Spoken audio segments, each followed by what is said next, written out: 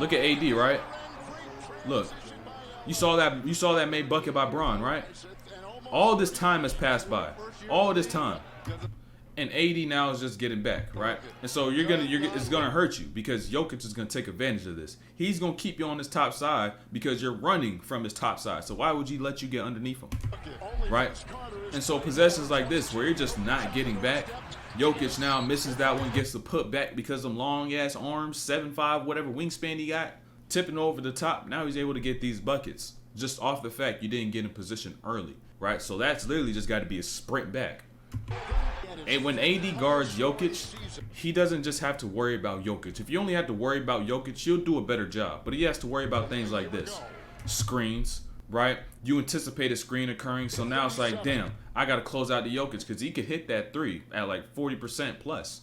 So now hard closeout as a big is tough for me to get. Jokic, good ball handler, great angles, great ball protection, skill, and gets that leg. He has to worry about so much shit that's going on, right? You can see more of it throughout the video. Start of the possession, right? Transition. AD probably fell on the flow. You know AD happened when he get into the lane. He fall on the flow. So look, shot goes up. Rui Hachimura on Jokic. Rui is solidly strong in comparison to certain people.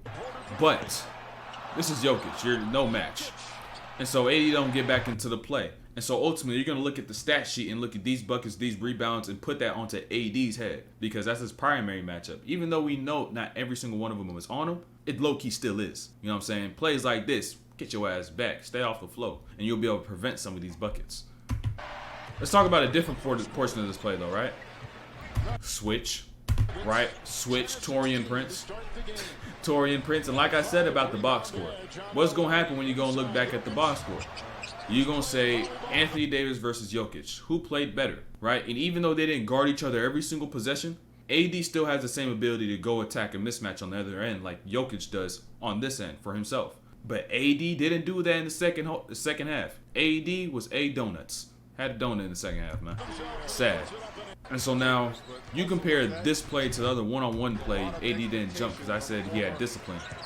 But he had a 2-bump setup into a pump fake on that one. On this one right here, right? And the last one, he had a spin, 1-dribble pump fake. That spin, 1-dribble, AD was able to read that a little bit better. These bumps got AD off balance, got him a little antsy, so now he's jumping on that. So, just as a player, at times you're going to bite on certain moves over other ones. This is why Jokic gets all the angles that he wants, right? Because say he gets a pump fake like this, right? He's going to drive at a sharp angle to take him exactly where he wants to, right? To the rim.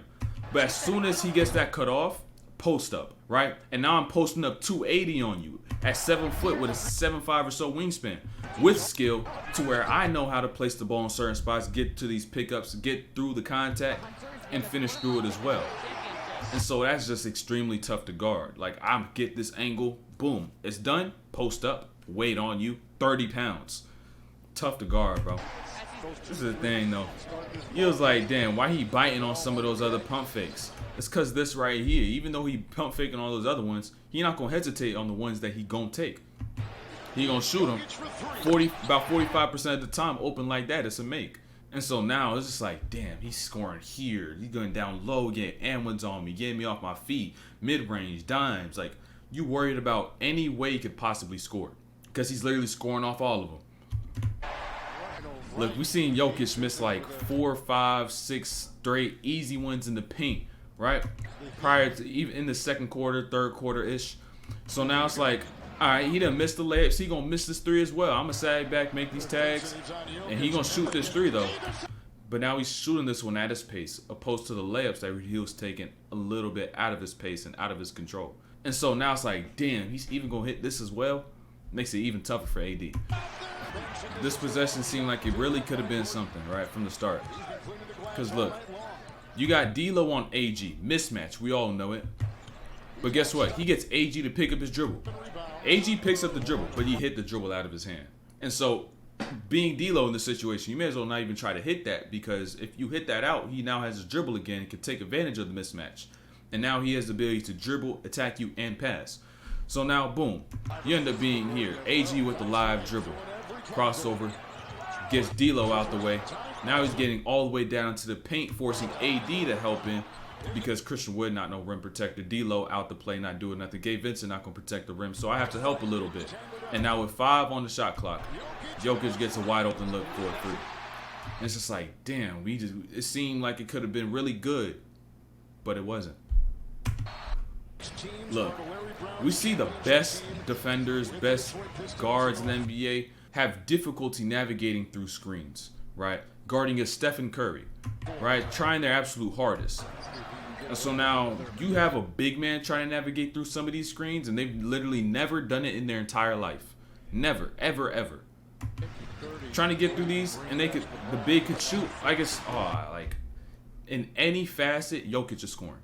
And he's always a threat in any one of those facets. It's not like, oh man, he's not good at from the right block and we could just send him to the right block. No, he's everywhere. Don't matter, right block, left block, right shoulder, left shoulder, mid-range, right side, left side, elbows, top of the key, wings, corners. Doesn't matter. He's a threat. Fantastic slip. Skilled in all assets, right? So it's like AD picks a side because he's playing the drop and they can't switch this, right? And so Jokic doesn't even set the screen because you already got Taurean Prince trailing and you already got AD to pick a side, which now opens up this role on this side with Jokic because you got KCP who's a shooter. Now D'Lo's going to have to try to plug in, doesn't do anything. Now Braun steps up, lob to AG, doesn't get it, gets right back, put back. Come on, bro.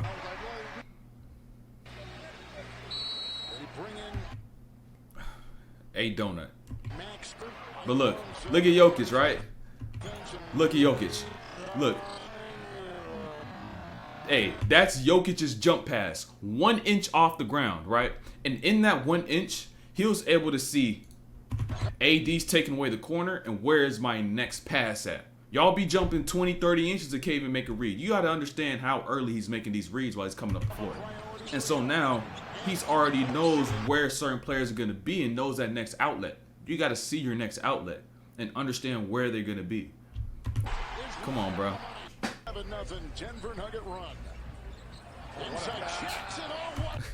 Realize what this does to AD. Realize what this makes AD think, right? Look, y'all not even in the right position. He's just casually throwing this over the top. So now I see the ball get inside. I'm going to have to come over and help and be able to block some of these shots. But they're going to end up playing inside out because they're going to read AD stepping over and Jokic is outside. Boom, 3. Something along those lines. So, tough. AD being a rim protector, right?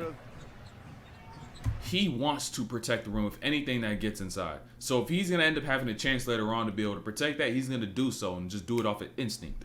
And so when he is playing the ball and he sees players getting in the lane and making shots like this, it's just going to make him want to say next time, I got to help. And now you going to help and trying to protect the lane, Jokic is going to be open. Jokic and Murray, 2-man action, pick your poison. What are you going to take away, right? And a lot of times you're just going to be caught in no man's land because this could even get to Jokic and be able to be a bucket. But nah, Murray takes it for himself. Add that to the assist column, man. Look, as a defensive anchor, you just ask yourself, what can I do, right? And so now, boom, I make my closeout hands, right? Took away the shot. Now you get into the handoff, right? And so it's like he shoots that and he's hitting those. So I got to try to take away as much as I can if I get the opportunity. But the inside-out play, boom, now it gets right back to Jokic. They just always make the right play. It's going to be hard to catch him making the wrong play and trying to force up a layup or something. AD is going through all these screens, right? And so not only is navigating around the screens tough, but making a proper closeout as well is tough, right?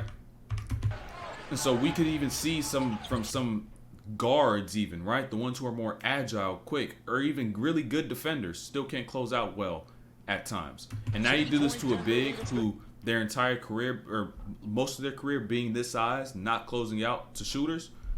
You now have him close out like this, he's not going to be the greatest at doing so. And it's just another thing to worry about. Like, it's like, what's the weakness? Usually you make a game plan for a weakness. But you get here and it's like, there's really no weakness, right? Whether you get the ball in his hands, out of his hands, they now get to somebody else and it's just a bucket. It's just GG's, bro.